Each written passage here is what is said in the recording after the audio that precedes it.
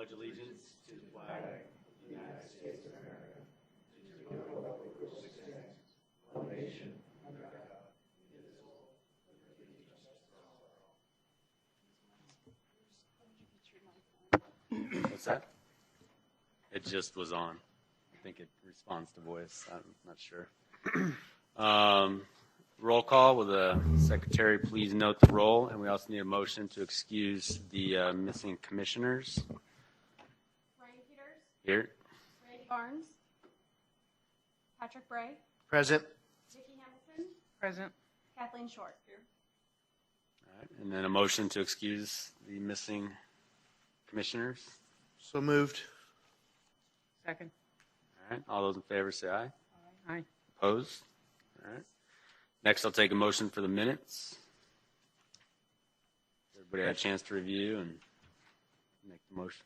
Mr. Chair, I move that we approve the minutes for the August 20th meeting. Second. Okay. All those in favor say aye. Aye. All those opposed? Motion carries. Agenda item 5, public comments. This is for a time for citizens who'd like to address the Planning and Zoning Commission on any non-agenda item. Do we have any public comments on non-agenda items? All right. A disclosure of ex parte communications. Has anybody? No? Okay. Old business, there is none. And new business, special use to allow the installation of a proposed Verizon wireless communication facility. With that, I'll open the public hearing. All right, Joe.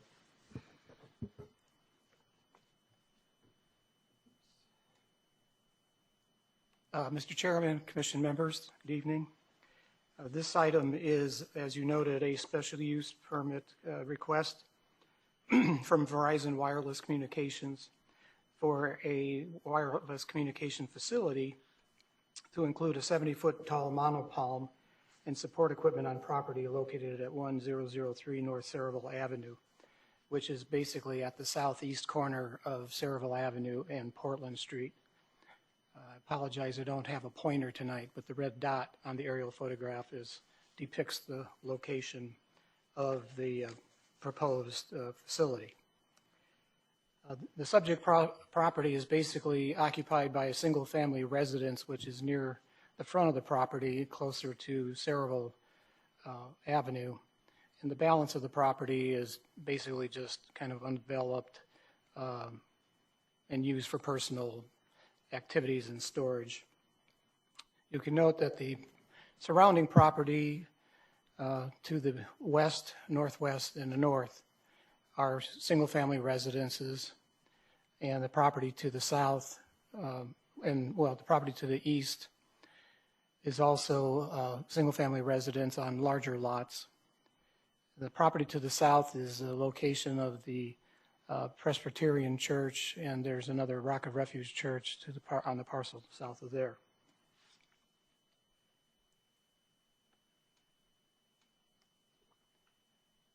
This graphic depicts where the location of the proposed wireless facility. As you can see, it's east of the carport behind the house. It's in the area that's crosshatched. Access to the site would be by way of an existing driveway that runs along the north property line back to the facility. As I noted, the applicant is requesting a permit for a 70-foot tall monopalm and a new 12 by 20-foot state-approved fabricated shelter, and would also have a 50 kilowatt diesel generator associated with it within the enclosure. The site would be of the wireless tower would be enclosed by a 10-foot block wall. It's been sited on the property so that it is 140 feet from the south property line and approximately 83 feet from the north property line. The ordinance requires the separation to be twice the height of the pole when adjacent to residential districts. So the applicant is requesting a waiver from that requirement on the north side simply because the property is not wide enough to accommodate meeting both setbacks. The north property line is adjacent to a 25-foot drainage ditch easement, and then there's a 60-foot road right-of-way, there's a 65-foot landscape tract, then a 60-foot road right-of-way before you encounter any residential uses. This reflects what the enclosure looks like in a plan view. This is a depiction of the monopalm with the antenna located amongst the palm fronds to camouflage the installation. Included in this application was photo simulations to give you an idea of what it would look like from various vantage points. This is from the northwest corner of Portland and Cerevo, looking to the southeast. You can see some existing palm trees on the site. And then this is what the monopalm would look like if it were installed. This is from northwest from northwest corner of 161st in Portland, looking southeast. And you can see where the palm would be located under this one. And then lastly, a view from the north.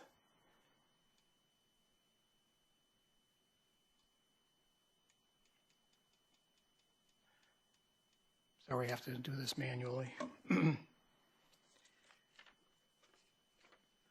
A special use permit is required for a wireless communication facility.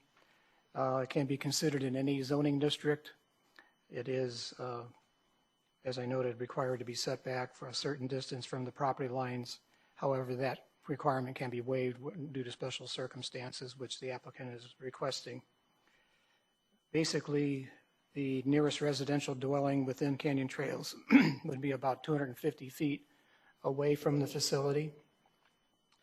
The equipment shelter will be surrounded by a 10-foot block screen wall, and the access to it will be by the existing driveway extending east from Cerebral Avenue.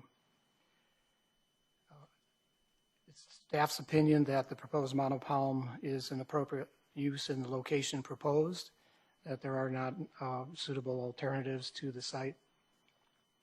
Use of a monopalm typically in the past has been encouraged rather than a standalone tower with multiple wireless communication facility installations on the same pole.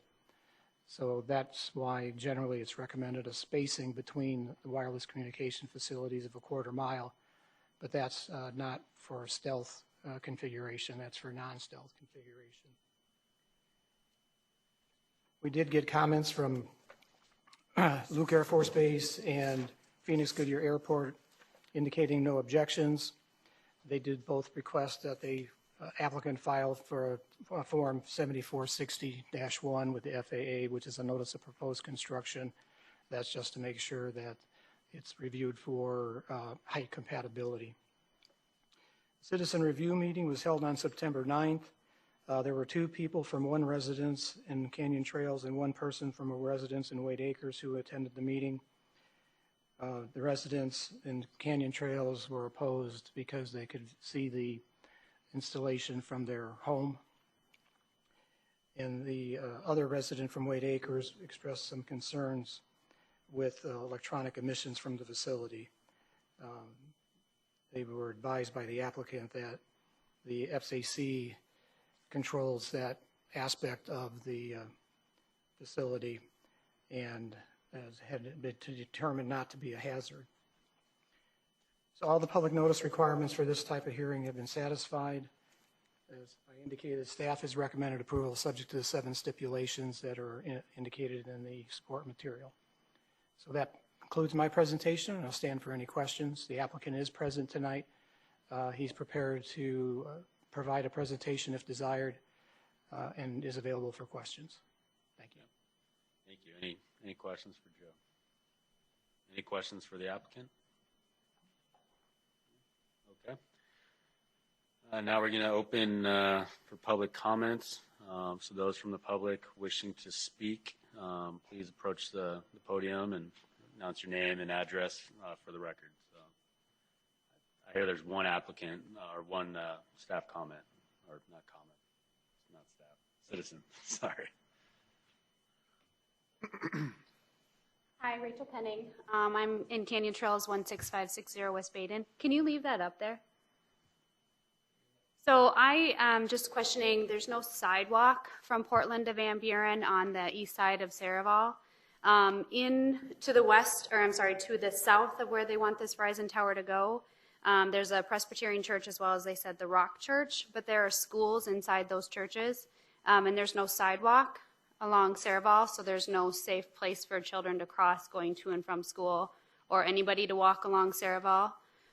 There's no shoulder on that road either, so if you're walking on the side of the road, you're literally walking on the white line.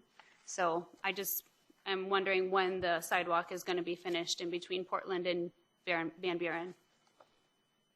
Okay. Joe, do you want to address that? Mr. Chairman, Commission members, the answer to that question is there is a project in the CIP that's being developed as we speak, and I believe it will be under construction before the end of this fiscal year, which would end June 30th of next year. I don't have a precise timetable, but I know that it's in design right now. Okay. Sometime within the next year. So it won't go up before the tower? Sidewalk? When is the tower projected to be done? Since I don't know the exact timetable for the CIP project, I can't tell you whether one will be done before the other. Frankly, they could be going up relatively close in time to one another. I just know that there's a CIP project for the widening and finishing of the Saraval Avenue, and I guess the only thing I can't say for sure, I don't know if the sidewalk was included in the project or not, but if I can get offline with the resident, I can get information and find out for him. Okay, thank you.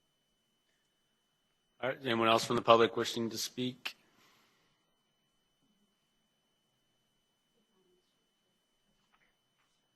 My name is Phyllis Pearson. I'm from 812 North 161st Avenue. I was at the last meeting, and I do not live in Wade Acres. Wade Acres is a side acreage off 161st, and my objections were regarding the schools, and at this point there are 4 of them on Saraval, including the ones that are right off from Van Buren, which is the Lutheran schools that have just been expanded probably to 500 students. And I would prefer not to have this kind of an electrical disbursement or that nature of thing, especially 70-foot high within a mile of my home or within at least a half mile of school children. Thank you. Thank you.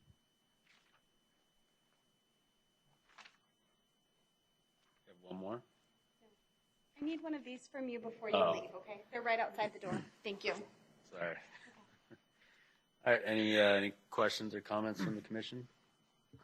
All right, with that, I'm going to close the public hearing and entertain a motion for agenda item 8.1.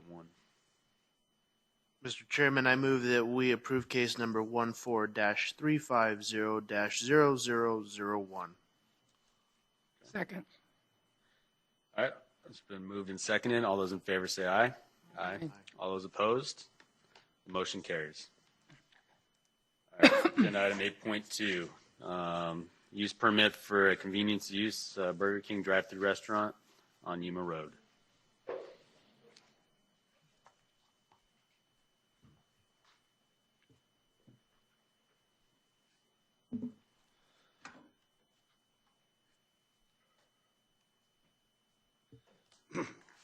Thank you, Mr. Chairman and Commissioners.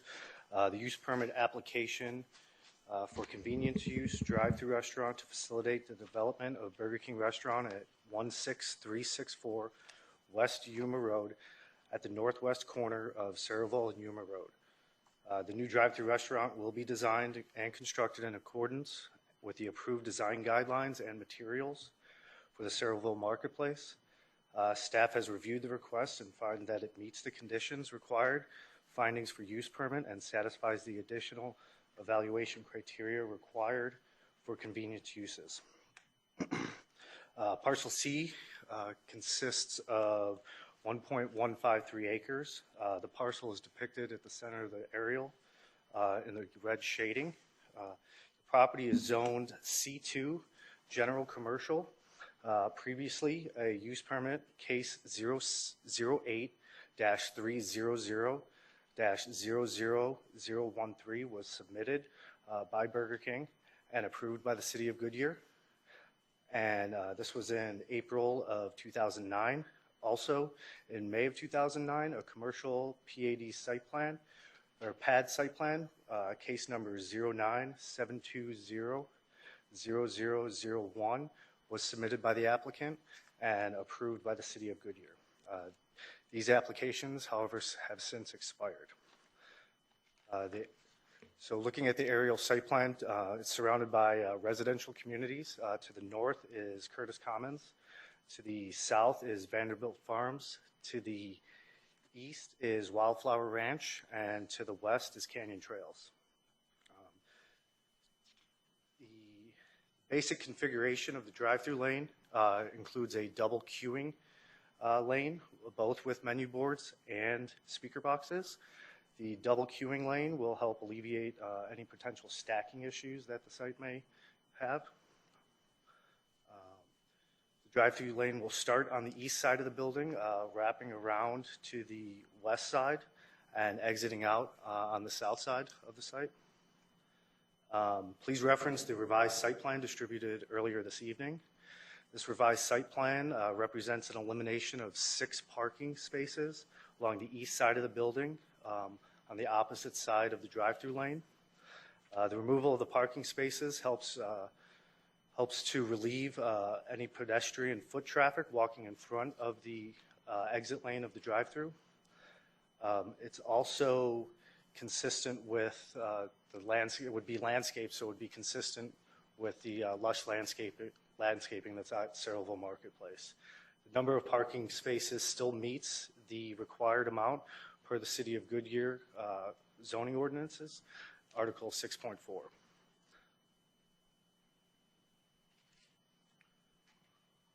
Here's a landscape plan showing the additional landscaping and the removal of those 6 parking spaces.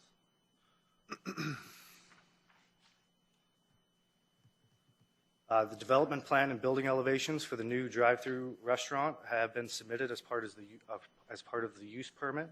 The restaurant will contain a 2,846 square foot interior space, and the exterior facade is consistent with the Saraville Marketplace design guidelines. We did notify Goodyear Airport and Luke Air Force Base, and due to the given location and the commercial nature of the proposed use, neither airport had any objections. A citizen review, in accordance with the citizen review process, a written notice was sent to the surrounding properties owners within 500 feet of the property, and to date, no comments and no concerns have been received by staff. In closing, staff recommends the approval of the request for the use permit at 16364 West Yuma Road, located at Saraville Marketplace. The development of the parcel should be in conformance with the site plan that was distributed earlier this evening. That concludes my presentation for this evening. I'm available for questions, and the applicant is also in attendance for any questions you may have. Okay, thank you. Are there any questions for staff? Any questions for the applicant? Any members of the public who wish to address this item? All right, with that, I'm going to close the public hearing and entertain a motion for agenda item 8.2. Mr. Chairman, I move that we approve case number 14-300-0003. Second. Moved and seconded. All those in favor say aye. Aye. All those opposed? Motion carries. Agenda item 9, staff communications.